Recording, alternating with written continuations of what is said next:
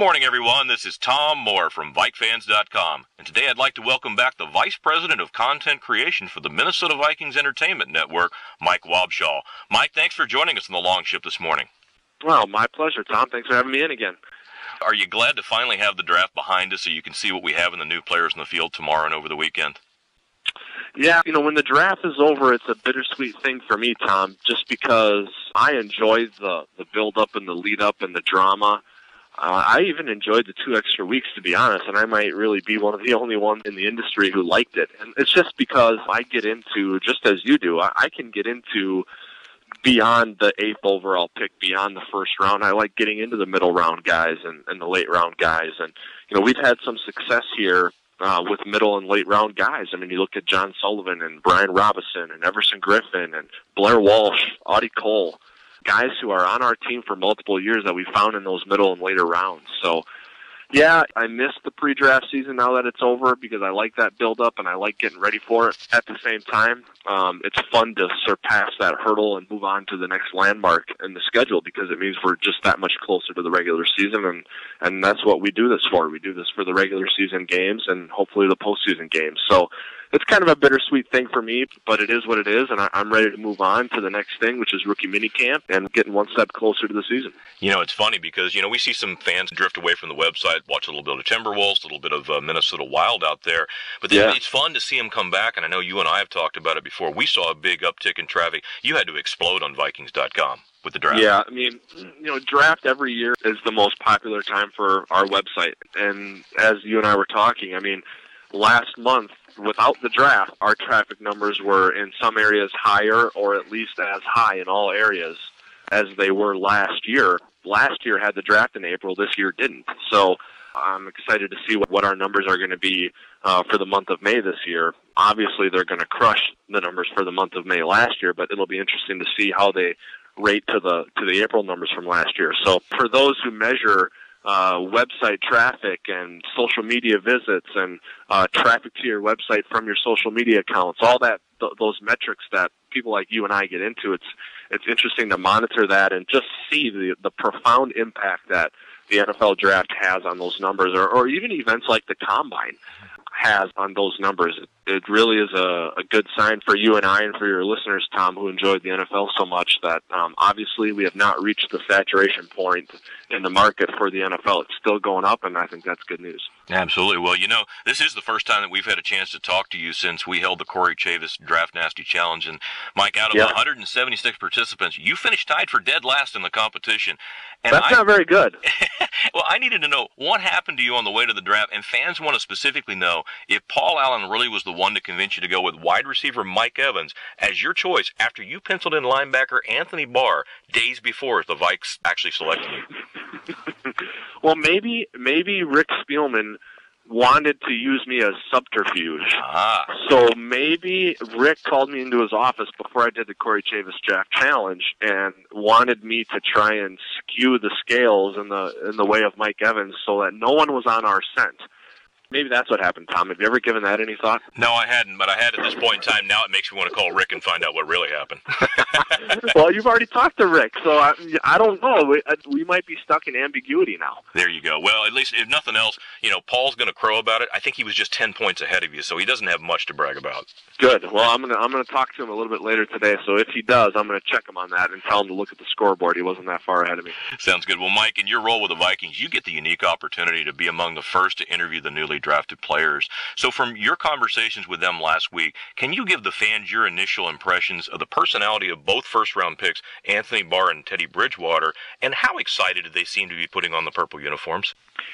Yeah, Teddy Bridgewater was very excited to be a Viking. You could tell just by talking to him and listening to things he was saying either directly to us or to other people. Teddy, I'm not going to say relieved. I don't know that would be the right word, but excited to be a Viking. He said the Vikings showed the most interest in him compared to any other team in the pre-draft process, and he was excited to be taken by the Vikings, and I think the Vikings are excited to have him. I think that's a two-way street. So that's good. And then Anthony Barr, it was interesting in the behind-the-scenes piece that we put on the website with Anthony Barr, Luther Hippie, who's part of our operations department, called him up and the cordial small talk, hey, how you doing, how's it going? Anthony Barr said, "Are you kidding me? I've never been any better." And I think that speaks to his excitement to be an NFL player and to be a Viking. So, I think both guys are excited to be drafted. Both guys seem excited to be coming here. Both guys, visited with the Vikings frequently in the pre-draft process. The Vikings showed interest in them and did their due diligence on each of them, and obviously they all checked out, and now they're Vikings. So I think they're excited to be here. Both of those guys, Tom, are very, they're serious, all about football type of guys. And I don't mean that in a negative way. They weren't that interested in the pomp and circumstance and doing all the interviews and all of that. They were more interested in just kind of getting to work and getting out on the field. And unfortunately, Anthony Barr had to leave because of some of the college eligibility rules.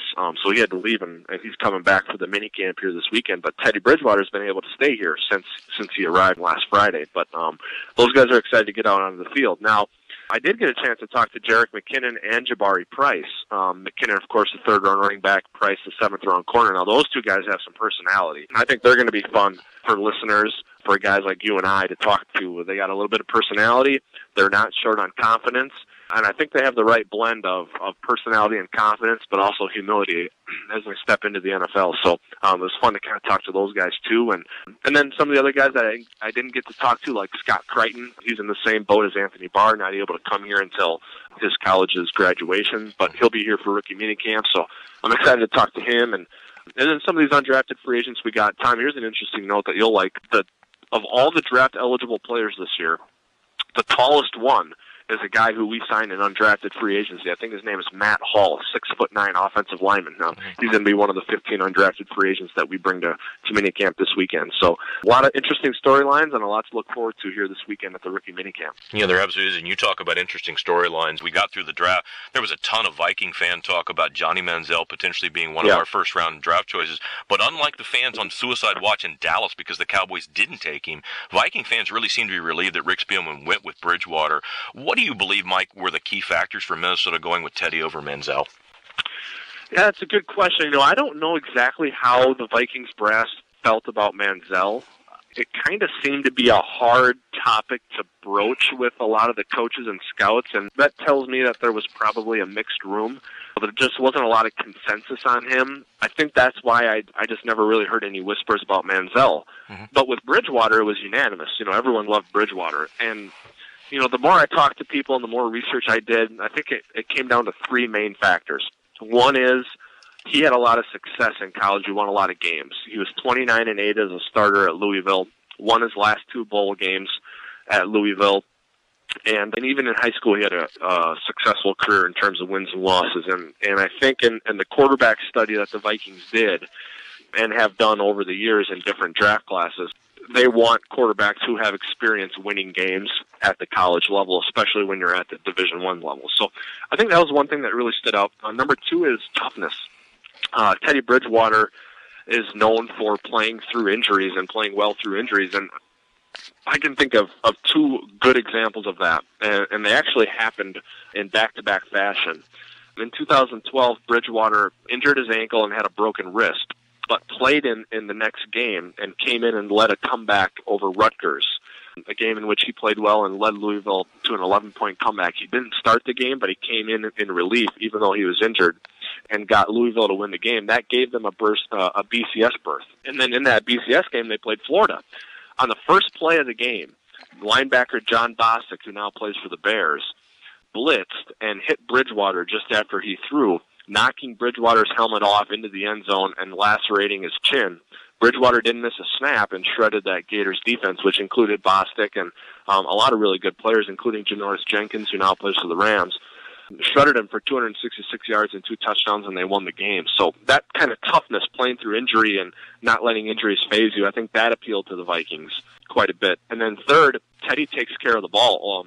31 touchdowns, only 4 interceptions last year for Louisville, a completion percentage of 68.4. And you look at him in pressure situations, his numbers did not drop. His completion percentage either stayed the same or went up when he talked about third and fourth downs, red zone appearances, trailing by 7 or less in the fourth quarter. in all those critical situations, his numbers stayed the same or got better. So I think those were the three traits that really stood out to the Vikings when they were looking at Bridgewater. Yeah, you got to love the fact that when he sees pressure in the pocket, he steps up and he is constantly looking downfield. He wants to throw. He only scrambles to find that open receiver. Yeah, sure, he'll take off when he needs to, but it's about the passing game with him.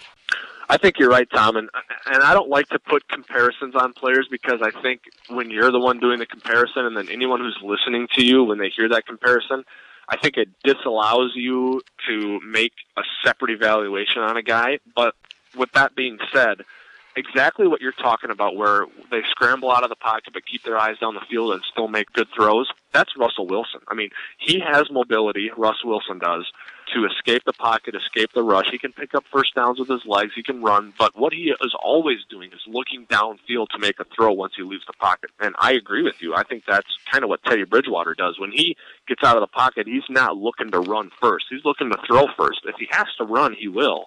But even when he breaks the pocket, he's still looking downfield, and I think that's a good trait for a quarterback to have. Coach Zimmer has gone on record as saying, if Teddy Bridgewater is the best quarterback in training camp, he wouldn't hesitate to start him on an opening day. But realistically, would you expect Bridgewater to pick up the complex Norv Turner offense that quickly? And who do you realistically expect to be the opening day starter for the Vikings? Yeah, it's a good question. I don't know much about Bridgewater's ability to learn and pick up an offense. I have no reason to question it, but I can't sit here and tell you he's a guy who can pick it up right away. I just don't know. It's something I'm going to be able to figure out on my own here over the next few weeks as he engages in the off-season program. But it wouldn't surprise me to see Teddy Bridgewater become the day one starter and win that job. But, I think right now, where I sit, the odds-on favorite is Castle. He's coming in as a returning player on this roster. I know it's a new offense, but he does know the personnel here, and he's a veteran who's been through the ropes. He's probably going to be able to pick up the Norv Turner offense a little quicker, and he's had a head start on it. I mean, Matt's been here for a few weeks now working with Norv. Teddy just got here last weekend. So, it's not a slight on Bridgewater, and I know that, I leave open the possibility that Teddy could win the job. But, what my expectation level is that Matt will be the starter. We'll see if that turns out to be right or not, and obviously that's going to be a coaching decision. But, I think right now it looks to me like Castle would be the starter, but it'll be an interesting thing to monitor throughout training camp to kind of see when Bridgewater gets up to speed and see if he can push Matt and Christian for a spot on the depth chart somewhere. Well, you speak of Christian Ponder. Mike, in your opinion, how has he handled the reality of Matt Castle likely being that starter and Bridgewater likely being the heir apparent to the starter's job? Well, you really don't pick up on any negativity from that group. I mean, both guys, they know each other well because they were both here last year. And it's with the way the quarterback carousel or the quarterback roller coaster went last year, Tom, with Christian starting and then Matt coming in and then Josh coming in and then back to Christian and then Christian got hurt and Matt came in. And it almost kind of galvanized Matt and Christian, where you'd think that those two would kind of be rivals and they're jockeying for position and they're trying to beat each other out. But with the way it went, with both guys kind of going through the ringer last year, it almost galvanized them, I think. And I think they almost team up on it and they say, no matter what happens, I'm going to be here to help you. You're going to be here to help me. And we'll just go with the flow here, roll with the punches. I really think that's what's happening with those two. And, Christian is not he's still a young player, but he's not a rookie anymore. I mean, he gets the business. He understands how this goes. I mean, he supplanted a veteran himself when Donovan McNabb was benched and he became the starter. So I think if anyone understands how this is going to go, it's Christian because he's been in Bridgewater's shoes. So, I don't really anticipate any problems personality-wise or chemistry-wise in that quarterback meeting room. I think Norv Turner, who's obviously been a coach for a long time, 30-plus years, he's going to know how to manage those two personalities, and he's going to know how to bring along a rookie. So, I know there's going to be ambiguity and uncertainty, and we're not going to know who's going to play and when they're going to play. But I think in terms of the actual quarterbacks and the guys in that room, I don't think it's going to be a negative situation. I think it's going to be a good learning environment for all of them. That's good to hear. And as we drop back beyond the quarterback, a couple days ago, the Vikings released running back Bradley Randall, but they retained Zach Line. Do you believe Line was retained on the team to try him again at fullback or as a potential backup to Adrian Peterson? Yeah, it's a good question, Tom. I think first and foremost, he's going to have to carve a niche for himself on special teams to kind of justify taking up a roster spot. And as long as he can do that, I think you have a little bit of versatility with Zach Line. I mean, I think Ned Asiata, Zach Line, Joe Banyard, Jerick McKinnon, all these guys, you have to look at McKinnon as more likely to maintain a roster spot because he's a third-round pick, and you're not very likely to give up on a third-round pick in his first year. So I think he should feel the safest of any of them. But the rest of those guys, it's a competition, man. I mean, it's an off-season program, OTA, mini camp, training camp, preseason competition that made the best man win. And I think that's a good environment for all those guys to be in. I think all of them have something to offer that the others don't quite have. I think Matt Asiata is probably the best at running between the tackles and might be the best in blitz pickup. I think Joe Banyard is good out of the backfield as a receiver. And Zach Line, you don't know exactly what you have in Zach Line. You know you have something good because of how he performed in training camp and the preseason last year. But, we have a new coordinator and a new offense. So how's Zach Line going to fit into that? It's just going to be interesting to see. And, does Norv Turner want a Jerome Felton-like bullheaded, rolling ball of butcher knives, lead blocking fullback? Or does he want a Zach Line, versatile, can block and stick his nose in there and be tough, but can also display some nimbleness with the ball and some shiftiness? It's going to be interesting to see what Norv Turner wants. He's got a lot of different options with a Pro Bowl fullback like Felton, with a young up-and-comer like Zach Line, with a solid, steady guy that you can rely on with good ball security and Matt Asiata. I mean, there's just a lot of different ways Norv could go. I think, though, when you're trying to handicap it, the two things you really got to just absolutely monitor to get a good feel for it is, A, what is the guy doing on special teams? Because this guy's not going to be a primary offensive weapon. So to justify a roster spot, he's got to be contributing on teams. And B, ball security. When we give this guy the ball, which it's going to be few and far between, but when we give him the ball, is he putting it on the ground? Is he dropping passes? Because if he is, he's got no shot. So I think special teams and ball security are going to be the two things to really keep an eye on when it comes to those backup running back / fullback roles under Norv Turner's offense. Well, you mentioned Jerick McKinnon a couple times, and Rick Spielman got us excited about him as well. He's a little bit of an unknown to the fan base, but you know how offense excites, and now people have seen him on film, and they're all fired up to see him in camp. What are your impressions of seeing him on film and talking to the coaches? Good. My impressions are good. I think the coaches are excited to have him because they see a lot of different possibilities. I don't think they're putting the cart before the horse, and it's not like we have a Darren Sproles on our roster right now. I mean, McKinnon's going to have to develop into that player, Tom, as everyone knows. But I think the coaches are excited because of the skill set he has, and it really comes down to, we just talked about ball handling, about ball security with those backup running backs / fullbacks. I mean, Jerick McKinnon has a lot of experience handling the football. I mean, he played quarterback at times in that triple option offense at Georgia Southern. He ran the ball a bunch, and I think he's got ability as a pass catcher. So I think the thing Norv Turner really likes about him is his ability to handle the football in a lot of different capacities. And he's not Percy Harvin. He's not Darren Sproles yet. He's Jerick McKinnon. He's his own guy, and he's going to have to develop into a role. But I think you can direct snap it to him if you want to. If you want to run some wildcat or you want to run some trickery, I think you can do that. I think that he can line up in the slot and catch the ball. And I think he can line up a tailback and carry it, or you can pitch it to him if you want to. So I think there's just a lot of different things you can do with Jerick. The balance that Norv Turner is going to have to strike is, let's throw a lot at him, but let's not overwhelm him. And let's not throw too much at him that we can't figure out what he does really well. And I think once they figure out what he does really well, they're going to kind of hone in on that for a little while until he develops into more of a well-rounded player at the NFL level, similar to what the Vikings did with Cordero Patterson last year, where they kind of just gave him one job to learn on offense right away. And then once he mastered that, they kind of opened up his menu a little bit more, and then he really came on at the end of the season. I thought that was a good design. Even though we all wanted more from Cordero earlier, it kind of worked out in the end, and now we're excited about his ability in his second year. I think that's how it's going to go with Jerick McKinnon, and I'm kind of excited to see it unfold. As excited as we are the offense, boy, when you jump to the defensive side of the ball, first-round pick Anthony Barr sure jumps out to you when you watch him on game film of UCLA games from last season. How much growing pain do you expect him to see moving to linebacker, and would it surprise you at all to see him occasionally on passing down to put a hand on the ground and go as a defensive end?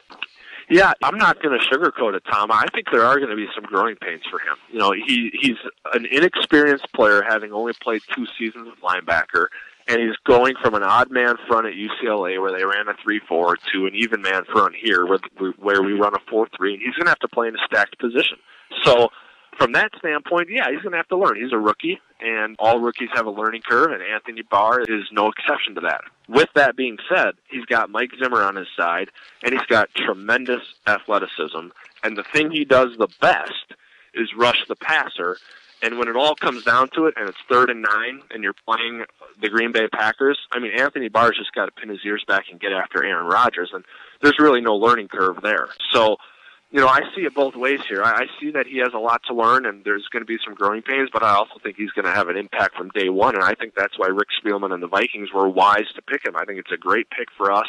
We need that pass-rushing presence on the edge of the defense. After you lose Jared Allen, you need to replace that production, and I think Anthony Barr is a big step in that direction or in that effort. And you raise a good point, Tom, about maybe in some of those sub-packages or those obvious passing downs, 3rd downs, I do think he may put his hand in the ground. And you put Anthony Barr at defensive end, you slide Everson or B-Rob inside to play nickel with Sharif, and then you have the other one, Everson or B-Rob, on the other side. That's a pretty good pass-rushing foursome right there coming at you on 3rd and long. So, I think Anthony Barr, as much as he's going to have to learn, I think he also gives Mike Zimmer some versatility and some athleticism and some pass-rushing ability. And you talk about the NFL being a passing league. Well, in the first round this year, the Vikings got a lot better in the passing game. On offense, they get Teddy Bridgewater. On defense, they get Anthony Barr. Those two guys are going to be good players for a long time. Absolutely, and it's got to scare left tackles to death when they see Anthony Barr drop that right shoulder and go under them. I've never seen a move quite like that. No, you're right, Tom. I mean, he gets around the edge, unlike most guys can, and he can bend the 6'5" frame. He's explosive, and he's athletic. I mean, the guy's flexible. He can bend. He's explosive and quick, and he's got good speed. He's a raw athlete, but he's worth the 9th overall pick. When you talk about needing pass rush ability and wanting to get better at linebacker, I mean, Anthony Barr gives you that. Yeah, and one of the things I wanted to look at in the defensive side was Coach Zimmer recently said he wants all of his safeties to have cover corner skills, and I always assumed that our safeties had such pass coverage skills. So, Mike, what's the big change in the new defensive scheme for the safeties? It's a good question. I'm going to learn a little bit more about that, I think, the more I watch practice, but I think you said it, Tom. I think it's getting safeties with cover ability, because I think what Mike Zimmer wants to do is play some man defense. And the Vikings did a lot of, with Jared Allen being as good as he was for us at rushing the passer, the Vikings did a lot of rush 4, drop 7 into coverage. And that worked. I mean, the Vikings made 3 playoff appearances using that defensive philosophy. They won 2 division titles. They ranked number 1 against the run for 3 straight years, the first team to do that since the NFL merger in 1970. So I'm not going to sit here and disparage that philosophy. The Leslie Frazier, Mike Tomlin, Tony Dungy defensive philosophy works. I mean, Tony Dungy won a Super Bowl doing it. Mike Tomlin has had a lot of success doing that. So I'm not going to disparage that philosophy, but there's more than one good way to do it, and Mike Zimmer has another good way to do it. And I think he wants to play some man defense.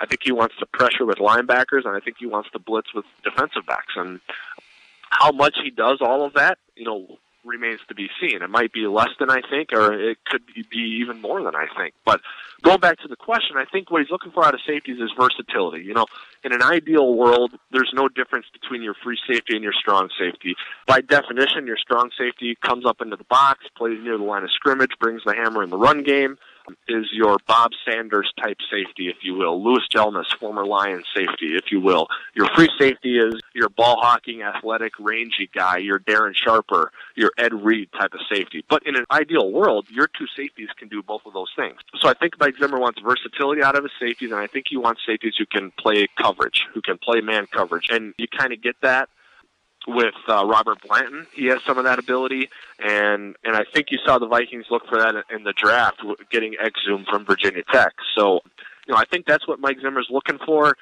Will he get that his first year? I don't know. Well, that remains to be seen. But they're trying to find that, and I think it's a good thing. I think it fits well with Harrison Smith. I think Harrison Smith is the safety who can be the free safety or the strong safety. You had 2 Harrison Smith type safeties, that's ideal because they're interchangeable. That's the ideal scenario. But it's also ideal to have safeties who can play man coverage. So if you want to pressure with linebackers or you want to blitz with DBs, you can rely on some of those safeties to sit back and play man coverage. Well, it gives us something to look forward to both in rookie camps, mini camps, and training camp. And, Mike, over the weekend, you and Vikings.com are the fans' lifeline to the rookie camp. So can you give us an idea of what type of reports we should look for on Vikings.com this weekend? Yeah, we're going to talk to as many of the rookies as we can talk to. We haven't talked to Scott Crichton yet, so we're going to get an interview with him and put it up on the website. Fans want to hear from Jerick McKinnon, Tom, as you said earlier. You know, they're excited about him, so we're going to interview him again once he gets a practice or two under his belt. Of course, Anthony Barr and Teddy Bridgewater, but I'm going to write a piece for the website here, and I'll tell you what it's going to be. It's going to be 5 storylines to watch during rookie minicamp. I'm going to post that later, but I'll tell you what they are. Number 1 is Barr a fit in Zimmer's defense? Will Bridgewater stand out? North Turner gets his hands on McKinnon. Special teams sets the stage for rookies. And will any undrafted free agents or tryout players flash? You know, those are the 5 things that I'm really watching for here this rookie mini camp, and I can't wait to get going and see some of these young guys out on the field. We can't either. Well, Mike, we appreciate you coming back to VikeFans.com to talk about some of the new additions to the Viking roster. And I want to remind our listeners to follow all the rich content that Mike provides on Vikings.com. Whether it's during the season or in the off-season, you'll find at least 3 to 5 new interviews or articles every day. And don't forget to follow Mike on Twitter at Wobby, where he always has thoughts on the Vikings and some of the other Minnesota sports as well. So, Mike, thanks again for joining us today, and we look forward to talking with you again soon. I do too, Tom. Thanks for having me. I appreciate all that that you guys do for Vikings and for Vikings Nation out there. So thanks. You bet. Take care.